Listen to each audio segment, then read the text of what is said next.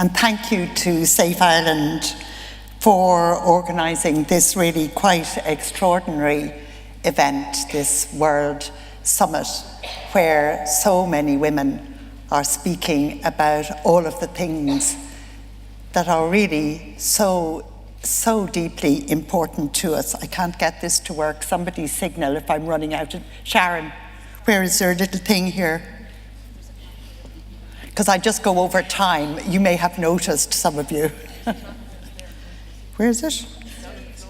On the floor? Oh, on the floor. Oh, Jesus, right. Okay, sorry. Okay, there we go. That's a great start.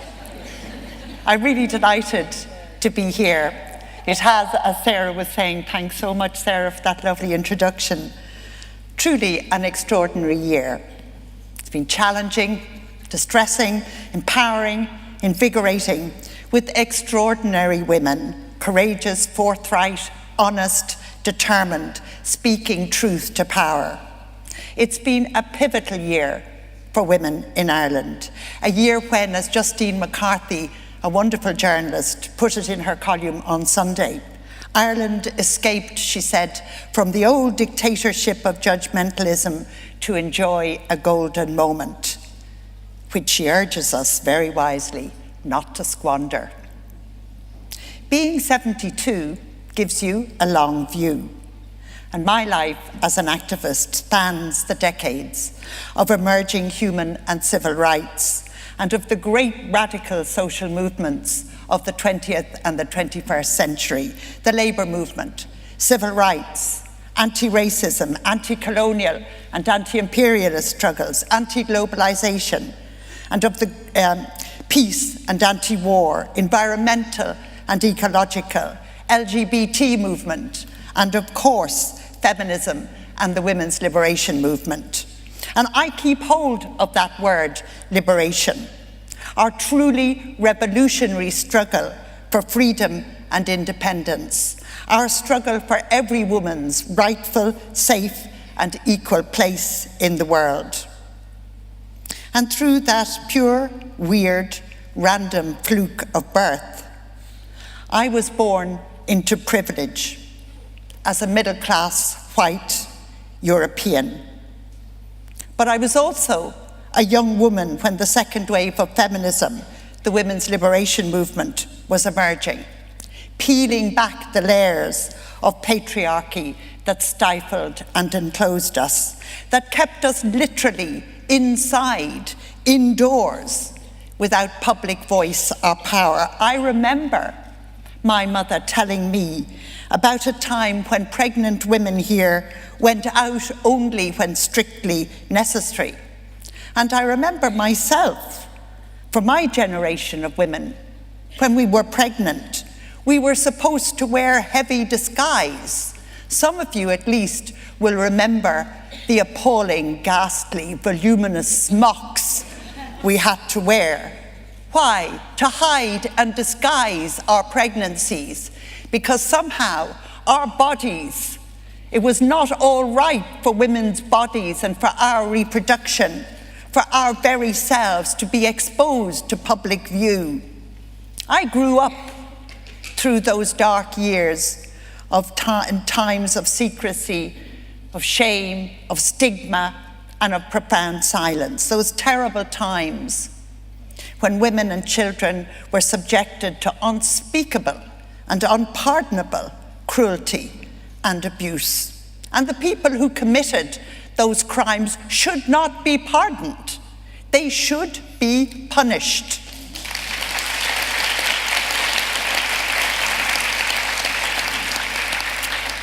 But, and it's not surprising, given that context, that I also remember my intense excitement back in the 70s at finding the women's movement without, by the way, the help of social media.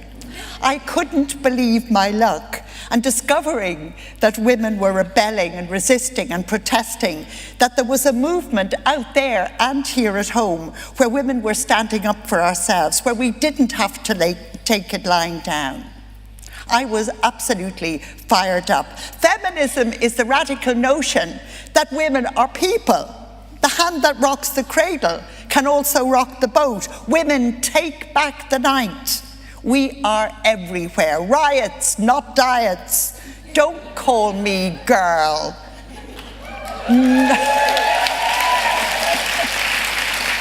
No means no. Our bodies, ourselves. Our bodies, our choices. I got involved, and it was in a very real sense the saving of me. In my 20s, I was very ill in a psychiatric hospital. It was a grim place for several years with anorexia. I was sick from the very ideal of womanhood I couldn't live up to. And let me tell you that it was very literally finding feminism and the women's movement that gave me hope, that gave me something to live for. I knew I was not alone. I knew I was not exceptional. I knew there was a reason for being ill. And feminism has remained the constant thread and the very backbone of my life for all those years. We have fought on so many fronts. I won't go through them all now. Women's economic equality, our basic right to participate actively in public and political life, our fundamental right to safety and freedom from abuse, from rape and sexual harassment, from all of the ways in which we are violated in our very bodily selves. Our reproductive freedoms and rights to have children or not, to have an abortion or continue a pregnancy, to have maternity leave, parental leave, childcare, you name it. Our sexual rights to consent to our own sexuality, whether that's straight, lesbian, trans, non-binary, fluid, or whatever it is. All of them issues which, one way and another, I have had to confront in my own life, every single one of them, despite my extreme privilege, and which women everywhere have to try and tackle, try and survive. There still are many, many challenges. There have been fights and tensions and deep divisions along the feminist way, and with good reason. Progress comes dropping slow. It's rarely straightforward, and its benefits are not at all evenly or equally distributed. Everything we do is intersected, and it's complicated by class, by ethnicity, by disability, by sexuality, by where we live in the world.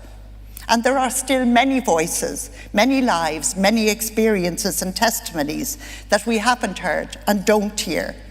The omissions and the silence have always to be named, to be confronted, to be corrected.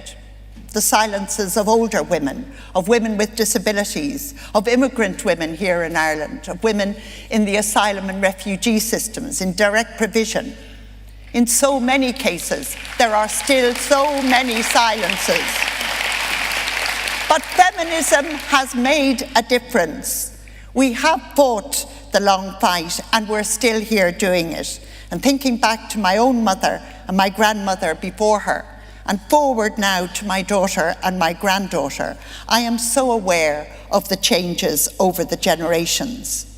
And that was most striking in this extraordinary year of 2018, a year of women rising up, stepping forward, speaking up here and around the world, speaking our truth to the patriarchy, holding it to account in a world where deceit and lies are being scattergunned like confetti, as if our lives don't matter. To be sure, we don't win all the battles, but each woman who grasps her courage in her hands and who goes for it is doing the greatest possible service for others. She is showing herself, as well as us, that we are not to be ignored, denied, cowed, intimidated, silenced, sidelined, abused, treated with contempt. She is showing and saying that we matter, that we count. And every time that happens, here in this room and all around the country and all around the world, it is a real victory and an example for women. I think this year of Me Too, women speaking up about sexual abuse and harassment. And I remember that the wonderful everyday hashtag everyday sexism is still up and running and recording everything that happens to women on an everyday basis. I think of brave Christine Blasey, and I say, she may not have won in the technical sense. It was a horrendous experience, but she struck a blow for us all in refusing to be silenced, even when the odds were stacked high in a pyramid before her. I think here in Ireland of the Belfast rape trial, hashtag I believe her. I believed her. We believed her. We were angry. We were angry and we were sad that yet another woman was let down and abandoned by the very state that should be protecting her interests, her life, her rights. Women bearing testimony here at this summit and every day about the violence and the violations they have suffered. Women who were incarcerated in Magdalen laundries, meeting each other here in Dublin, many of them for the first time, and talking with the President of Ireland, telling their stories in public. The cervical cancer scandal, and the really quite extraordinary courage and generosity and determination of Vicky Phelan and of the late Emma Vic Fahuna. And I really would like to honour Emma Vic Fahuna's memory here now, because she was really, truly an amazing woman. Margaret Cash, I think of Margaret Cash, sitting in Talagarda station with her 5 children, concretely bearing testimony to the cruelty of homelessness in our world here.